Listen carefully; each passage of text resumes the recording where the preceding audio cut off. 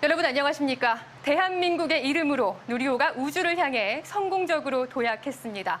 오늘 특집 뉴스데스크는 누리호를 쏘아올린 이곳 전남 고흥 나로 우주센터에 마련된 MBC 특별 스튜디오에서 전해드립니다. 우리만의 독자 기술로 언제든 원하면 우리 땅에서 위성을 쏘아올릴 수 있는 나라. 오늘 우리는 전 세계 7번째로 명실상부 우주 강국에 진입했습니다.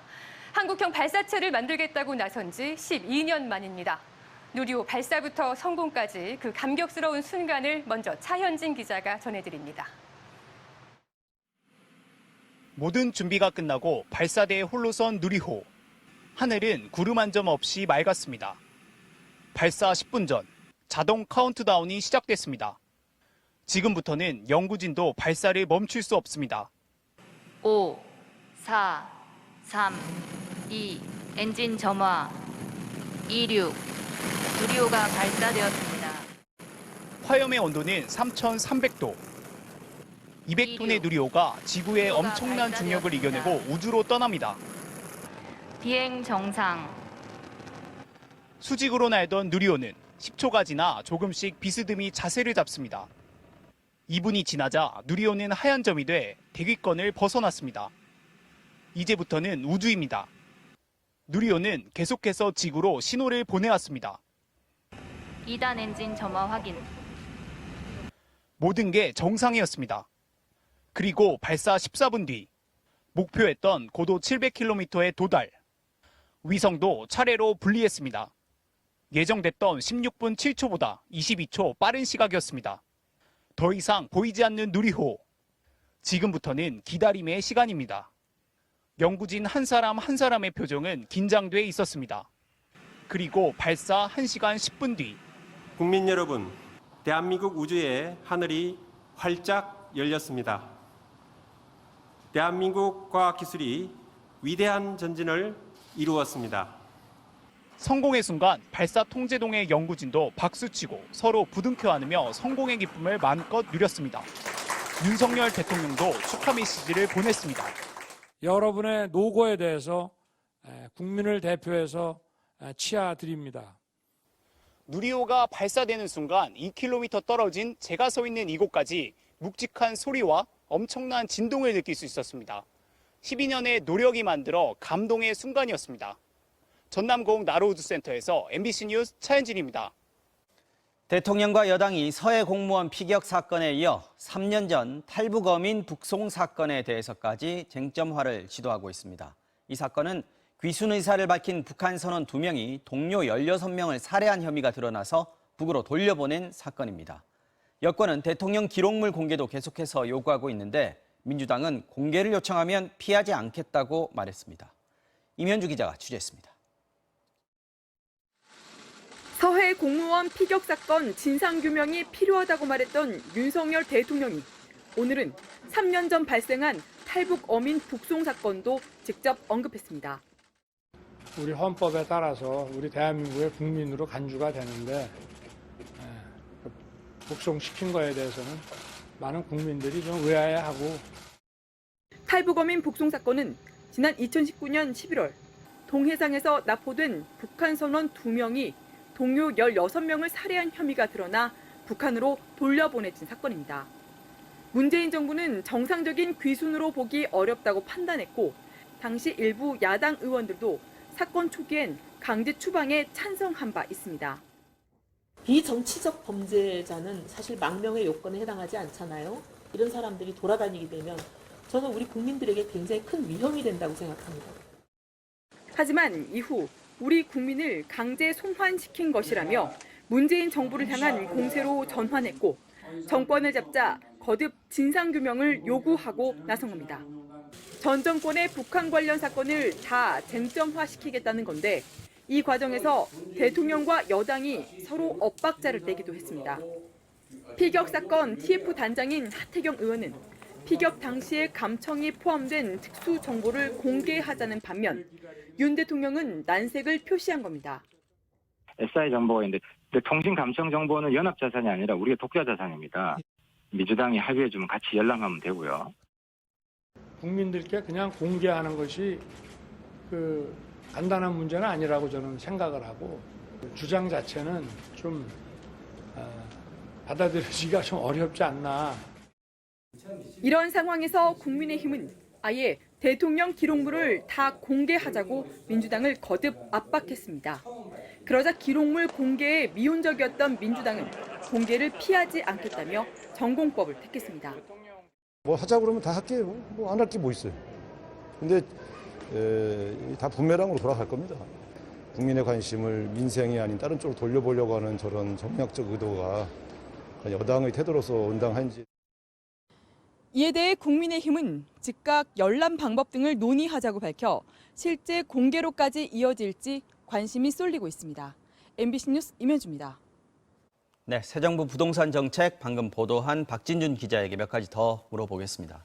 자, 박 기자, 사실 부동산 정책은 대선 전부터 윤석열 정부가 문재인 정부랑 크게 차별화할 것이다 이렇게 예상됐던 분야였습니다. 근데 막상 오늘 나온 거 보면 그렇게 큰 변화는 없다 이런 평가들이 나오고 있어요. 그런 것 같습니다. 당장 오늘 나온 전월세 대책만 봐도 그렇습니다.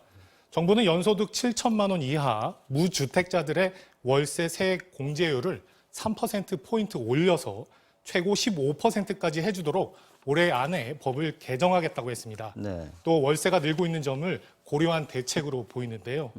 또 전세 대출도 1억 2천만 원에서 1억 8천만 원까지 한도를 늘려주기로 했습니다. 네.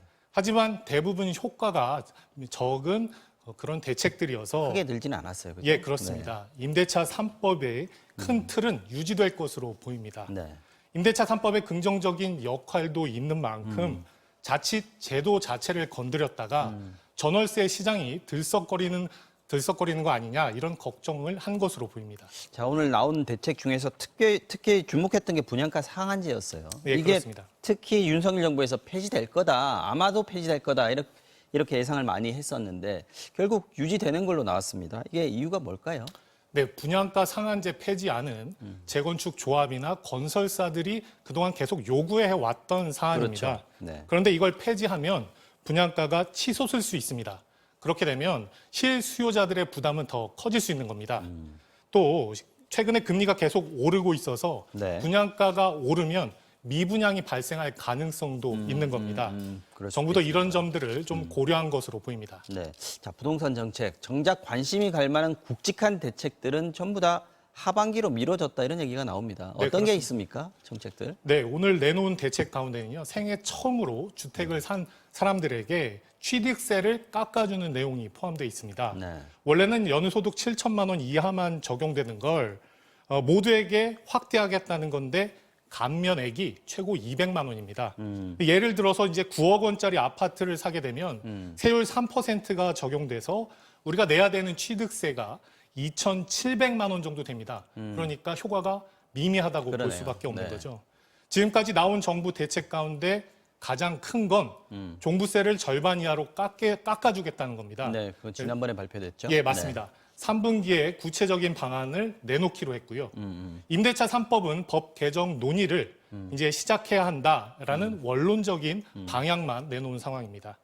또 161곳의 투기 과열지구와 조정 대상 지역 가운데 어디를 해제할 것인가 이것도 논의해서 이번 달 안에 발표하겠다고 밝혔습니다. 주택 250만 호 공급 계획은 취임 100일을 맞은 8월에 내놓겠다고 했습니다. 정부의 정책의 큰 방향을 좀 더 지켜봐야 할 것 같습니다. 네, 박준윤 기자 잘 들었습니다. 자, 5월 소비자 물가 상승률이 5%를 돌파했죠. 하반기에는 더 높아질 거라는 한국은행의 전망이 나왔습니다. 특히 지금 물가 상승을 주도하고 있는 게 가공식품과 외식 물가라서 저소득층의 부담이 더 가중될 것으로 보이는데요. 이덕영 기자가 취재했습니다. 우크라이나의 밀 농장입니다. 트랙터들이 그냥 서 있습니다. 작년에 수확한 밀은 창고에 쌓여 있습니다. 전쟁으로 인프라가 파괴돼 수출길이 막힌 겁니다. 우크라이나 밀 수출은 세계 시장의 8%를 차지합니다. 전쟁 전엔 한 달에 최고 600만 톤의 곡물을 수출했는데 이달 수출량은 77만 톤에 불과합니다. We still have a huge store, a huge amount of grain which is still not exported, and in a month we'll have new harvest of winter wheat and rapes.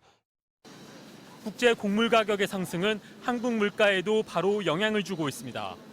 밀가루, 라면, 시리얼, 식용유 같은 가공식품 가격 상승률은 5월에 7.6%를 기록했습니다. 2012년 이후 최고입니다. 외식 물가 상승률은 7.4%로 24년 만에 최고치였습니다. 가공식품과 외식 물가는 한 번 오르면 잘 떨어지지 않습니다.